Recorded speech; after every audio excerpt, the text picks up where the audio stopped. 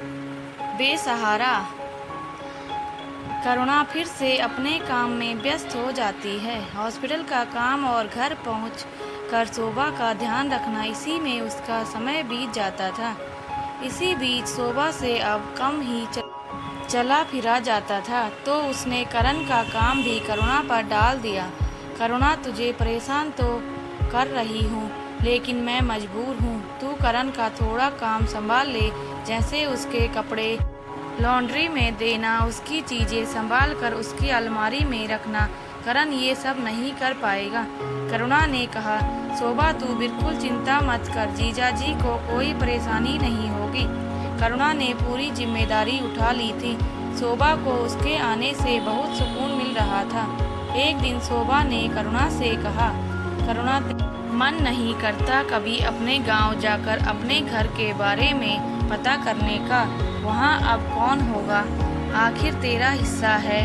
करुणा ने कहा, नहीं, अब तक मेरे ससुराल वालों ने वहाँ सब कुछ उल्टा सीधा बता दिया होगा कि मैं घर से भाग गई हूँ। इसे सुनकर मेरे रिश्तेदार, ताऊ जी, ताई जी सब मुझे कोस रहे होंगे। वैसे भी अब उस घर में बचा ही क्या है, वह तो ताऊ ने हड़प लिया होगा। शोभा ने कहा, नहीं करुणा, हिस्सा तो तेरा ही रहेगा।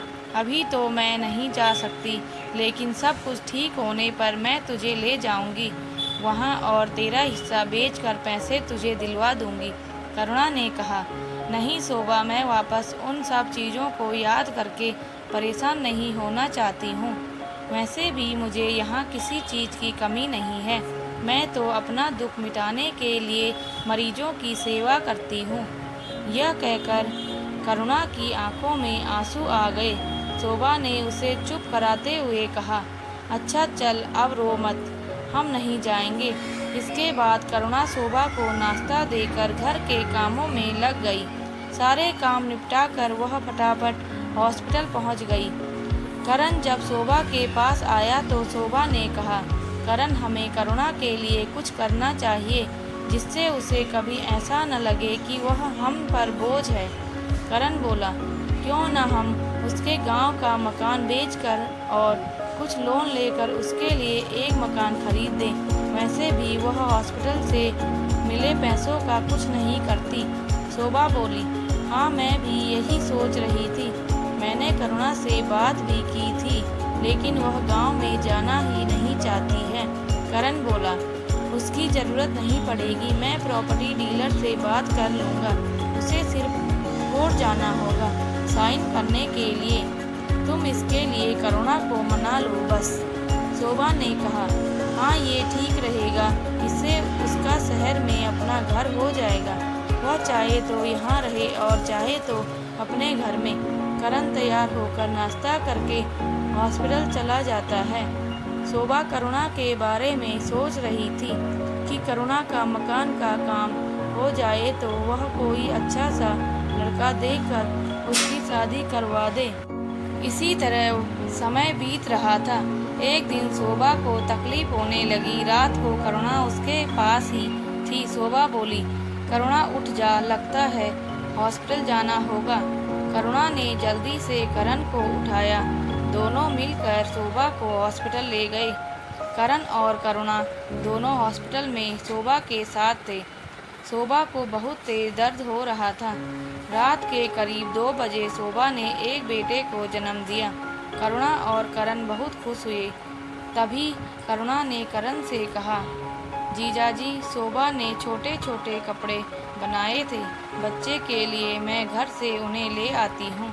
यह सुनकर करण ने कहा, ठीक है, रात में मत जाओ, मैं भी तुम्हारे साथ चलता हूँ।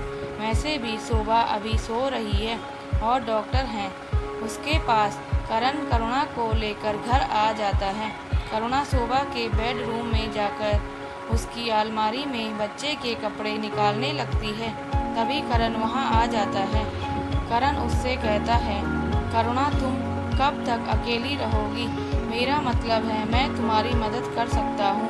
यह कहकर वह करुणा का हाथ पकड़कर अपनी ओर खींचने लगता है। करुणा अचानक हुए इस हमले से घबरा जाती है। उसे करण से ऐसी उम्मीद नहीं थी। वह धक्का देकर अपने आप को उससे अलग करती है, लेकिन करण उसे जबरदस्ती करने लगता है। तभी करुणा उसे जोर से थप्पड़ मारती है। करुणा कहती है, कमीनों, तुम सब एक जैसे हो। जानवर मेरे देवर और तुम में कोई फर्क नहीं है, बस मौका मिलना चाहिए। तुझे शर्म नहीं आती एक लाचार पर जोर जबरदस्ती करते हुए। करुणा तेजी से सब फेंक कर बेडरूम से बाहर आ जाती है। करण उसे पकड़ने के लिए बाहर आता है। तभी डोर बेल बजती है। करण घबराकर गेट की ओर जाता है। करुणा अपने अस्त व्यस्त कपड़ों को ठीक करती है। उसकी आंखों से आंसू बह रहे थे। तभी वह देखती है हॉस्पिटल का वार्ड बॉय सामने खड़ा था। साहब जल्दी चलिए, आपका बच्चा नहीं बचा। उसे जोर की हिचकी आई और वह मर गया। यह सुनकर करण घबरा गया। करुणा ने आंखें लाल करते हुए करण की ओर देखा, जैसे वह उसे बता रही थी कि उसके कर्मों की सजा उसके बेटे को मिल गई। करण ने एक नज़र करुणा की ओर देखा। उसकी आंखों से आंसू बह रहे थे। वह झट से हॉस्पिटल की ओर चल दिया। इधर करुणा ने एक सूटकेस में अपने उल्टे सीधे अपने कपड़े भरे और वहां से बाहर चल दी। जाते समय उसने एक बार उस मकान को और टेबल पर रखी शोभा की फोटो को देखा, लेकिन मायूसी और डर से उसकी सोचने समझने की शक्ति खत्म कर दी थी। वह तेजी से बाहर निकल गई। दोस्तों, यदि आपको हमारी कहानी अच्छी लगी हो तो प्लीज़ लाइक, कमेंट, शेयर और सब्सक्राइब करना न भूलें।